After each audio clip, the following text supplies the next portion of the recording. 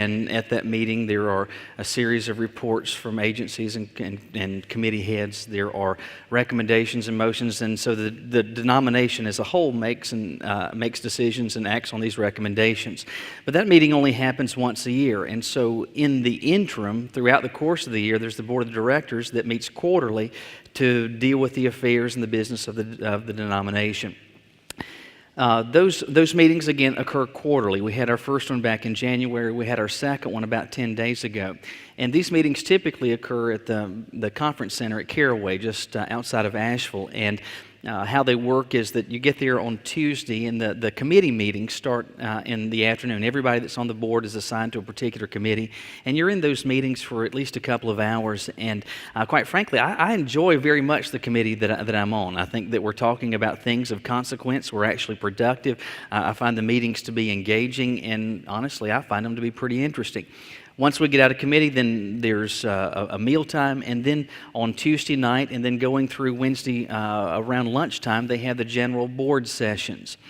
Very quickly, though, I discovered why these are called board meetings. Unfortunately, they have not been spelled correctly. B-O-R-E-D is how they should actually call these meetings. And so during these general sessions, there's very little business that the entire board is asked to consider. Instead, what we do are to hear reports after reports from agency heads, from various committees that are supposed to report to the board.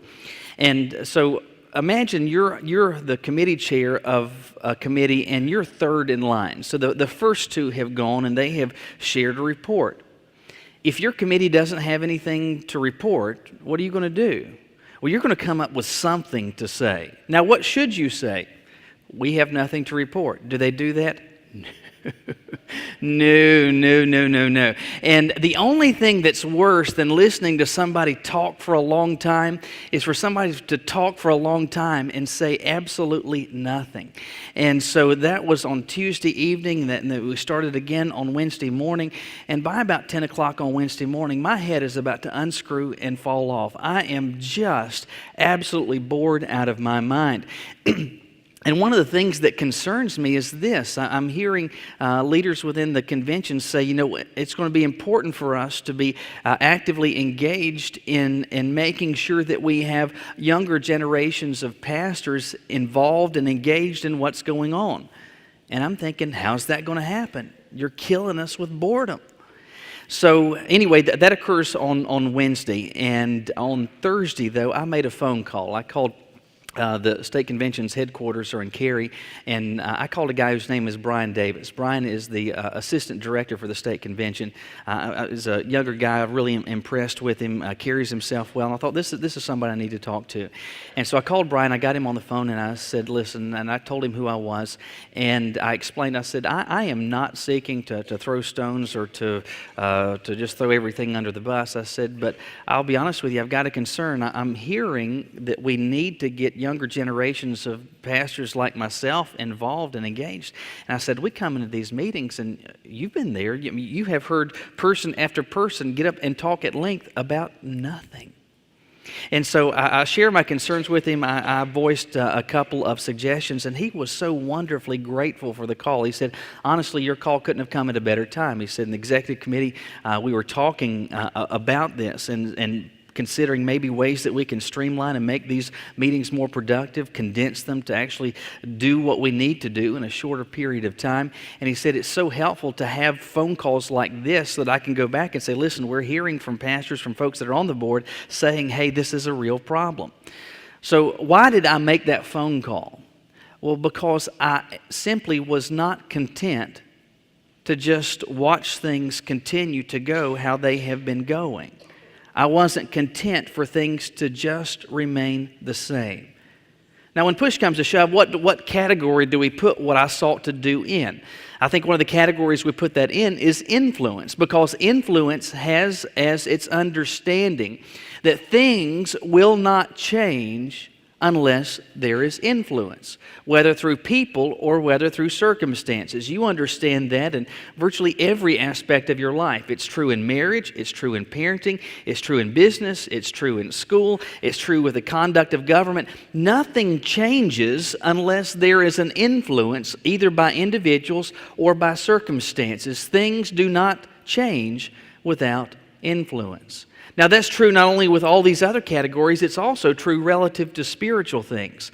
Very easily, we can step back and understandably, we lament the moral drift of society and culture, and we can bemoan the state of affairs relative to Christianity here in the United States. We can look to the Pew Research results that said among those that are professing Christians in this country that number is continuing to decline. It's getting smaller as a proportion of the population. And we can bemoan that and say, well, that stinks. But understand this. Nothing is going to change unless we who are followers of Christ are influencing people for Christ. Nothing changes. Without influence, nothing changes. And so that leads us to this question. If you and I then are followers of Christ, how is it that we can be influencing people for Christ? More specifically, what's it going to take for me and for you to be a person of Christian influence? Well, I think we see the answer to that question today in Acts chapter 17. If you would look with me in your Bibles there today, Acts chapter 17. We're going to start with verses 16 through 21, and then we'll pick up the remainder of it here in a few minutes. But Acts chapter 17, starting with verse 16.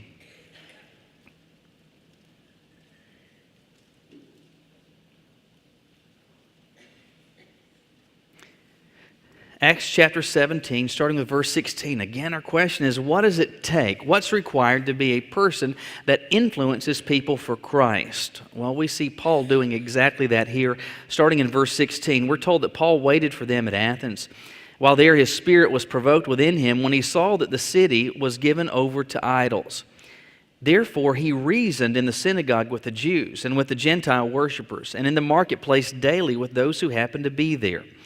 Then certain Epicurean and Stoic philosophers encountered him, and they asked, "What does this babbler want to say?" Others said, "He seems to be a proclaimer of foreign gods, because he preached to them Jesus and the resurrection." And they took him and brought him to the Areopagus, saying, "May we know what this new doctrine is of which you speak? If you're bringing some strange things to our ears, therefore we want to know what these things mean." For all the Athenians and the foreigners who were there spent their time in nothing else but either to tell or to hear some new thing. Well, what we are beginning to see here, and we'll continue to see as this passage unfolds, is that Paul is being used by God, and he's seeking to actively be an individual that influences people for Christ. And as we see his example, it answers the question for us, what's it going to take for me or for you to experience that?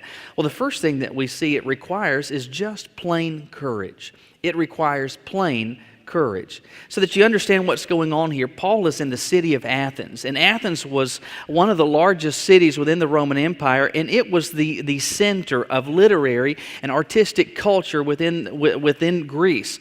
And it was a big city, and it was an eclectic group of people that were there, and it was a city that was, among the various buildings, there were scores and scores and scores of temples to various gods. And it is into that environment that Paul is speaking to these people. Now, starting with verses 16 and 17, we kind of get a picture of what a day in the life of Paul looks like. He gets up in the morning and he goes out with the specific intention of having conversations with people. He goes to the synagogues and he starts there, and he's not just sitting on a pew somewhere and gets up and leaves. He makes sure that he actively engages in conversation with people and shares with them the rest of the story, telling them about Christ, about what he's done for them, and about how they might too have a personal relationship with him.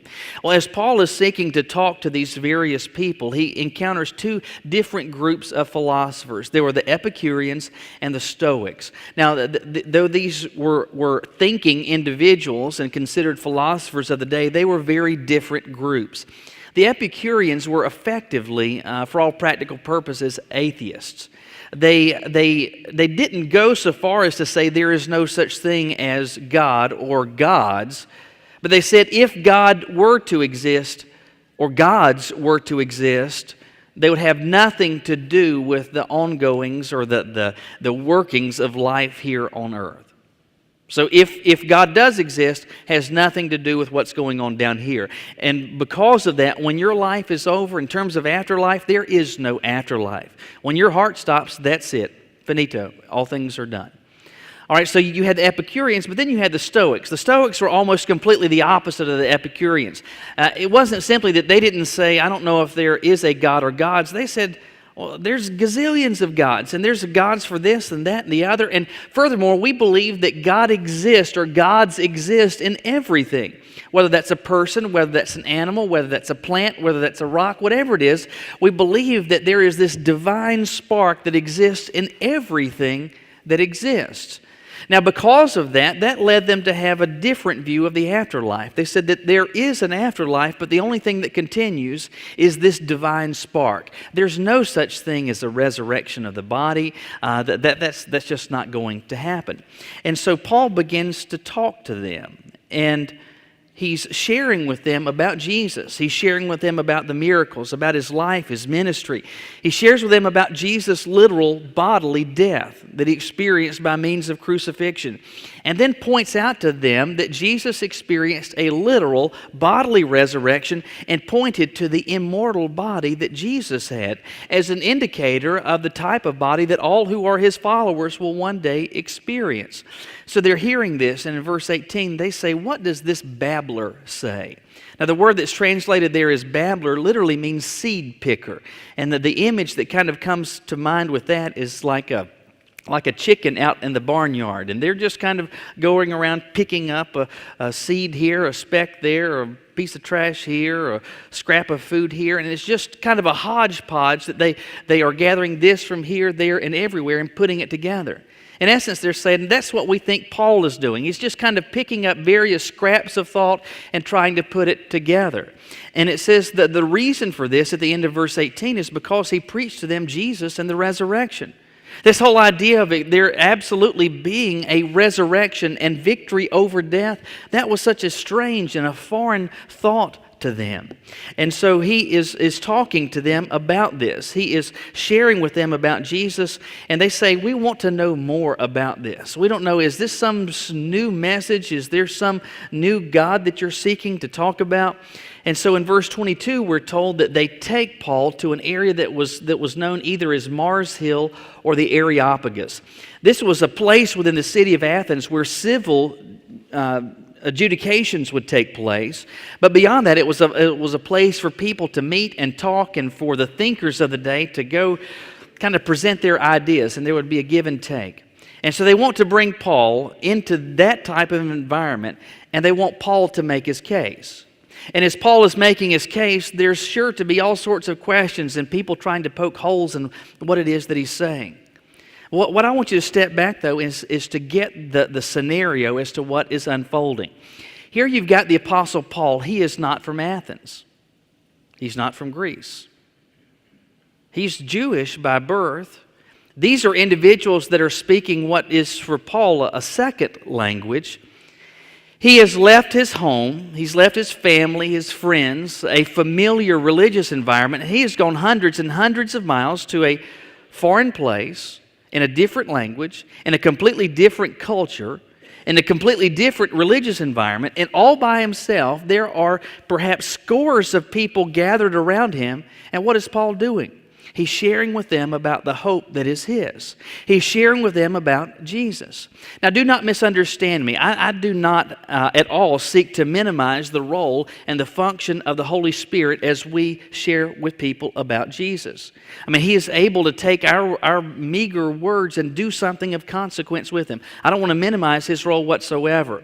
But I do want you to understand this. For you and I to be a person of Christian influence like Paul, to impact people with the claims of Christ, we've got to come to the table with something. And that something is just plain courage. Deciding, you know what, in the presence of fear and anxiety and trepidation, you got to think Paul's kind of nervous. These are strangers to him. This is a foreign place to him. None of this is familiar, but in that type of environment, he is bearing his heart and soul and sharing the core of what he believes with them. Why was he doing so? Because being a person of Christian influence, it requires plain courage. I am grateful to be married for a whole host of different reasons, but one of the reasons is this. I was able, in getting married, to get some of my friends off of my back. I was 29 years old when Caroline and I met, and until then, I mean, I wasn't seeing anybody. It was just me and my good friend Alan hanging out, and some friends that I used to go to church with. We'd get together on a regular basis, and one of them was a guy named Cam, and I would go out to eat with this group of friends, and we'd be in a restaurant, and Cam would say things like this: "Hey, Michael, that waitress is pretty good looking. Why don't you ask for her number? What about her over there? Why don't you go over there and talk to her?" And I'm like, shut up.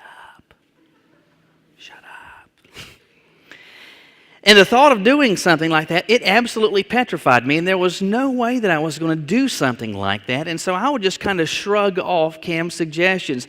And seeing that I wasn't paying any attention to that, Cam would say inevitably something like this: "Michael, if you don't just buck up and say something, you're going to be single the rest of your life." And then he said this: "Do you just want to be by yourself forever? You just want to be by yourself forever? If not, you're going to have to buck up and say something."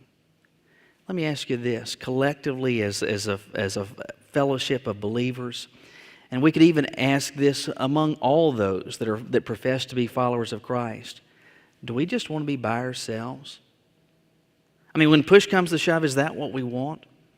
So that we can come to our special places where it's just us, and we can talk about what is important to us and what we believe and how it is that we feel about God and how it is we believe He feels about us, and we just keep that among ourselves. Do we just want to be by ourselves? I hope for each of us the answer is no. And if the answer is no, do you know what the solution is? We're going to have to buck up and say something. And I understand there's going to be feelings of anxiety, wondering, well, how might this be received? What might they think of me? What might they say? But in the presence of those anxieties, in the presence of that apprehension, it's going to require courage that we just finally open our mouths and do like Paul. We just have a conversation with people. For us to be those of Christian influence, it's going to require plain courage. But we see that it requires something else, and that's intentional sensitivity. It requires intentional sensitivity. In verse 2, Paul is standing here in the Areopagus, and who knows how many people are gathered. It might have been literally hundreds of people gathered around. You've got the Epicureans, you've got the Stoics, and then you just got the regular passersby, folks that are curious and wondering what people are talking about, and they stop and they're hearing and they're listening and maybe asking questions. And Paul stands in the group of them and he says, "Men of Athens, I perceive that in all things you are very religious." He says, "As I was passing through, considering the objects of your worship, I even found an altar with the inscription to the unknown God." So Paul is saying, guys, listen, as I made my way through the city, I'm seeing all sorts of temples that are homes to these various idols that are to be these various gods. You've got gods to everything in this city. And in fact, you want to so make sure that your bases are covered, you've even got one to an unknown God. And Paul says, "The one whom you worship without knowing, him I proclaim to you." There's one that you say that's possibly unknown to us, and I want to tell you who he is. I want to tell you who he is because I know who he is, and he's changed my life. And he begins to share with them, and he says that in verse 24 that it is he who made the world and everything in it. You know, everything that exists, this one that you don't know, I know him. He made everything. And he does not, because of that, dwell in temples that we make. He's bigger than us, greater than us. We can't confine him to some marble structure. In verse 25, he says, "Nor is he worshipped with men's hands as though he needed anything, since he gives life and breath to all things." And then he goes on to talk about how he's made everyone and everything that exists. So it's really futile to think that we can craft something with our hands made of gold or silver or stone or metal or something and say, hey, that's God. Because the one that is unknown to you, I'm telling you, I know who he is. And he's bigger, greater, mightier, far surpassing us, and he can't be made by mere hands. Now, one of the things I want you to think about and pay attention to as that unfolds is the manner in which Paul sought to communicate to them. Notice back in verse 22, he says, "Men of Athens, I perceive that you are in all things very religious." Is he kicking them? Is he wagging his finger at them? Is he looking down his nose with a furrowed brow at them? No. And in fact, instead of wagging a finger at them, it's as though he's putting his arm around them, and he begins by saying something nice to them. He's saying, guys, you know, I've noticed you are a very religious group of people. And it's not that he is necessarily praising their idol worship, but what he is doing is praising their efforts to think about spiritual things, and in doing so seeks to build bridges that he can convey spiritual truth to them. Paul is not trying to beat them over the head. He's not trying to wag his finger at them. He's trying to be sensitive to where they are. He begins by praising them. He begins by saying something positive, and then uses that as a pretext then to share the claims of Christ and the reality of the gospel with them. This, in truth, not simply in the first century, but in the 21st century, is exactly what people are looking for. People aren't looking for someone to scream and fuss at them. They're not looking for someone to beat them over the head. They're looking for someone that will come to them with graciousness and with sensitivity and meet them where they are. Now, I understand that this is not always easy. It's something that each of us, if we at all are seeking to influence those in our society and our culture for Christ, sometimes we're going to have trouble with, because we're going to get angry sometimes and frustrated, and we start having a conversation with individuals. Sometimes they can be saying some things that we view to be so abhorrent and so objectionable that our blood pressure begins to raise, maybe even the volume or the pitch of our voice begins to raise, and all of a sudden we're not having a dialogue, we're having a screaming match. Listen, that doesn't influence anybody. It just doesn't.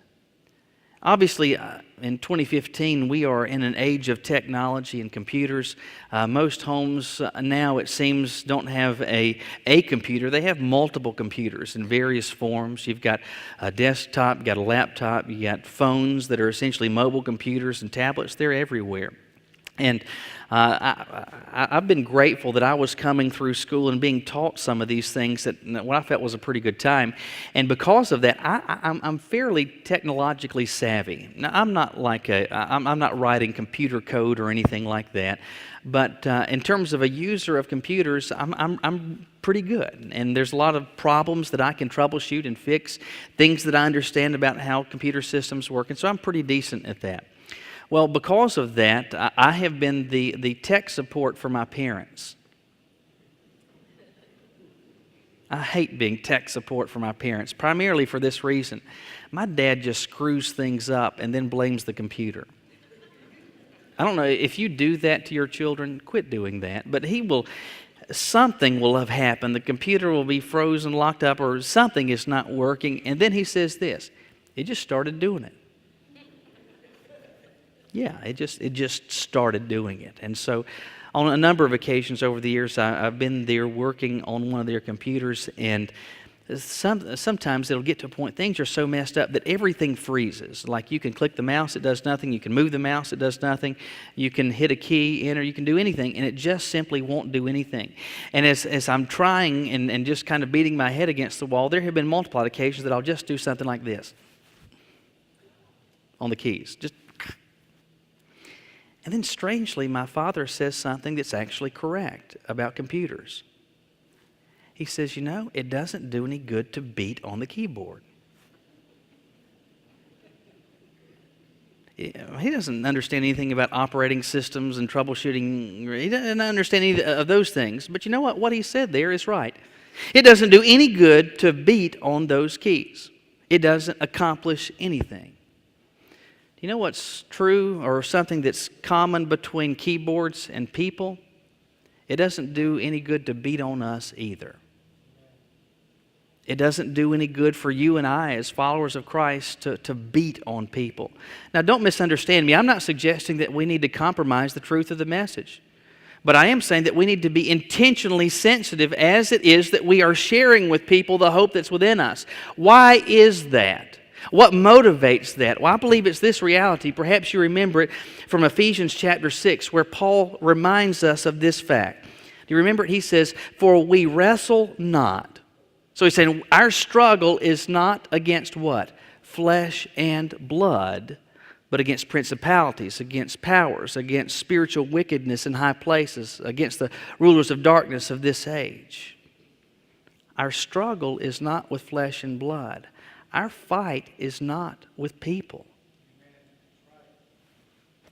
And the truth is, we need to be reminded of that sometimes, don't we? Because very easily things can get heated and can get out of control, and it's as if we're trying to beat someone over the head with our Bibles and it's just not working, and so we smack even harder, but that's behaving as though they're our enemy. Listen, our enemy is the devil. People are not our enemy. They're not God's enemy.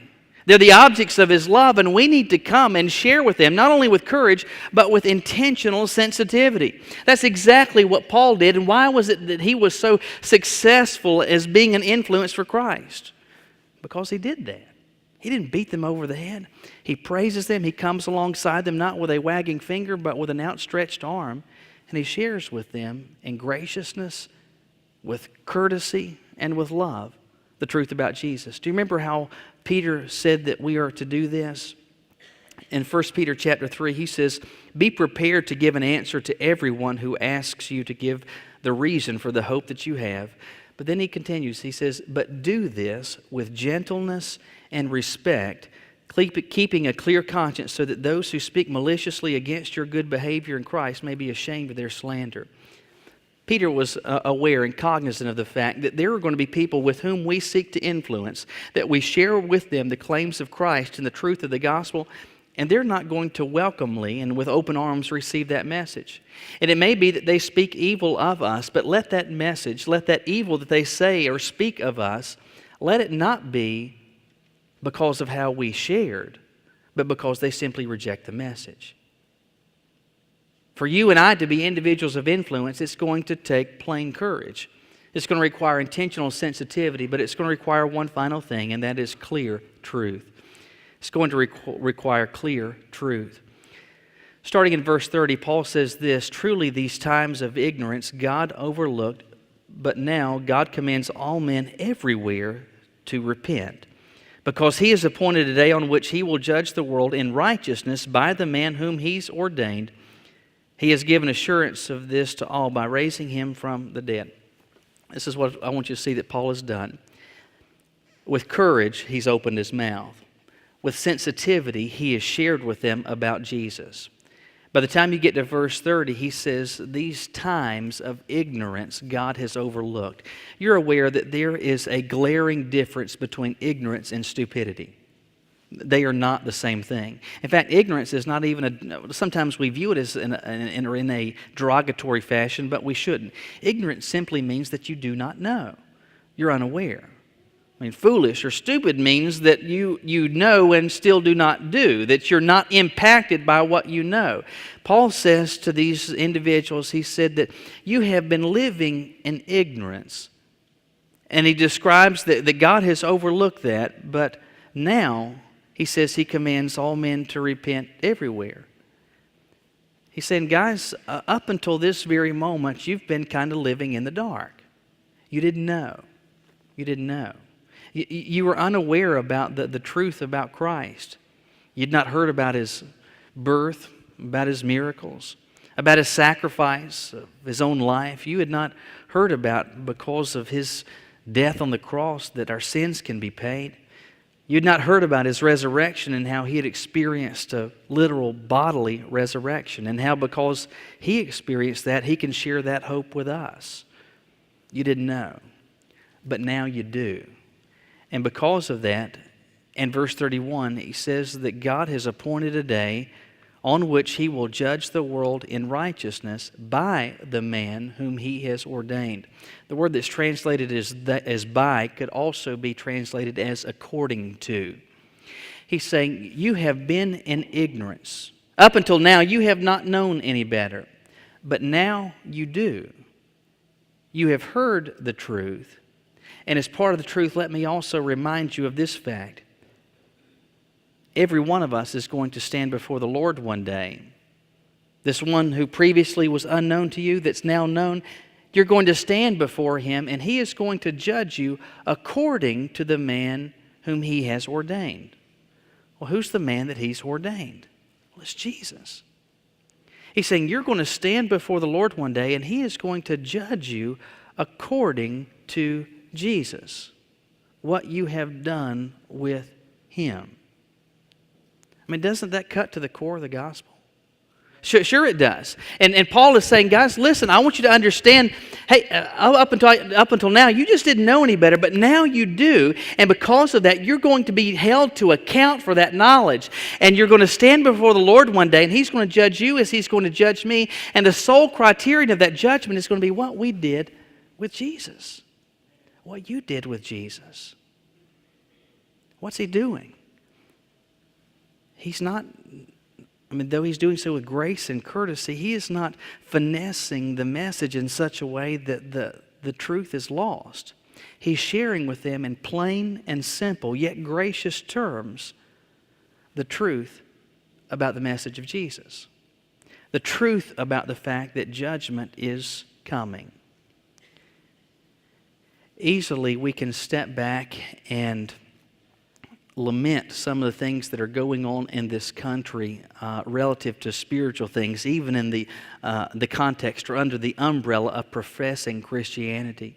Perhaps it is that you too have looked and seen in particular what has become of the gospel message in some mainline denominations, where effectively what has happened is that the gospel message has become little more than a social gospel message. And so what churches or even entire denominations are concerning themselves with are Habitat for Humanity and clothing the needy, feeding the hungry, and housing the homeless, and ministering to those who are dejected and poverty-stricken here in our society. Understand me, all of those things are good. I think they're important for God's people to be about. But unfortunately, what has happened too many times is that the message of Jesus has just become a social gospel message, and the gospel message has been lost. The truth that you're going to stand before the Lord one day, and whether or not you had a house in this life or not, He's going to hold you to account for what you did with Jesus. Again, it's not that we shouldn't pay attention to the social needs, and we ought to be actively engaged in that process, but the truth is we cannot sacrifice the core. We can't sacrifice the message. We can't sacrifice the truth of the gospel that Jesus has died. He did so to pay the price for sin. He has experienced a resurrection, and because of that, God is going to hold every person to account for what they did with Him. People need that message because that message is the truth. We just bought a house back in February. Ours is a brick house, but it's trimmed out like for around the windows and the shutters. All of that is white. And the trim being white, I'm fine with, but I told Caroline since the day we moved there, I really wish that our shutters were black. And they're like so many homes now, that the shutters are vinyl and they're white, just like the trim. And I told Caroline, I said, I know that you can paint these things. I'd like to take these shutters down and paint them black. I think that would look so much better. And she was okay with me pursuing this. But before I actually did something, I decided I'm not going to even call Lowe's or Home Depot. I'm going to talk to somebody that really knows paint. So I called a Sherwin-Williams store. And I told him, I said, I'm trying to find out if it's okay for me to paint my shutters, and if so, what particular product I should use so that it does well. And they said, oh yeah, we've got a product that works really well that does an excellent job of sticking to vinyl. But then he asked me this question. He said, what color are your shutters now? I said, well, they're white. He said, well, what color are you going to? I said, black. And then he paused. And by the pause, I could tell that there was something he was thinking. I said, so you think that's a bad idea? He said, well, the problem is when you go from really light to dark, or especially in this case from white to black, that those vinyl shutters will now be absorbing so much heat. And because they're covered in paint, that heat can't be released. And what you'll probably experience is that they will warp. And so even though they are tacked in 4 places, they'll begin to twist and contort, and maybe within a year, they're just going to look kind of deformed looking. Oh. I said, let me ask you. But he said, but you know, then again, it may be okay. I said, let me ask you this. If it were you and the choice is between painting them or saving that money and putting that towards replacing the shutter, what would you do? He said, I'd save my money on paint. I'm calling a paint store. I mean, I'm an easy sell. They've got something that will absolutely go on there, but he's telling me you really shouldn't do that because this is what the end result is going to be. I was so grateful for that, so thankful for that, because that was the truth and I needed to hear it. Well, there are people all around me, people all around you that likewise need the truth. They need to hear from us that there's a God that exists, that loves them, that's made it possible for them to know Him and have a personal relationship with Him. They need to know that they're going to stand before Him one day to give an account, and they're going to stand before Him, and God's going to want to know very specifically, what did you do with Jesus? But for too long, we have not done that. We've not done that. But people need to hear from us the truth. Do you know why? Because we're the only ones that have it. If we will not tell them the truth, who exactly is going to? Paul posed the question this way in Romans chapter 10. How then can they call on one in whom they have not believed? And how can they believe in one of whom they have not heard? And how can they hear without someone sharing it with them? What stands to reason that Paul, the greatest missionary in the history of the Christian church, he was somebody that was influential for Christ. He influenced people for Jesus. But there's no reason that he should have a monopoly on that. God desires every single one of us as His followers to be a follower that is influencing others for Him. It's not going to happen by chance. It's going to require courage. For successful, it's going to require intentional sensitivity, and it's going to require us throughout the process of sharing clear truth. But that's what God wants for me. That's what He wants for you. That's what He wanted for Paul.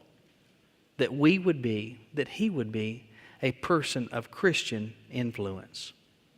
Every single one of us is influencing others. You're influencing people in your home and your neighborhood about a whole slew of different things. I mean, someone may notice that you get Heinz ketchup as opposed to Hunt's ketchup off the shelf at Walmart today, and that may influence them to get Heinz as well. The grass seed that you put out, that may influence a neighbor to do the same thing. We are influencing each other on a host of different subjects throughout every single day. But my question very simply for you is this. Are you being a person, am I being a person that's influencing anybody for Jesus? Are you being a person that's influencing anyone for Christ? Will you bow your heads with me?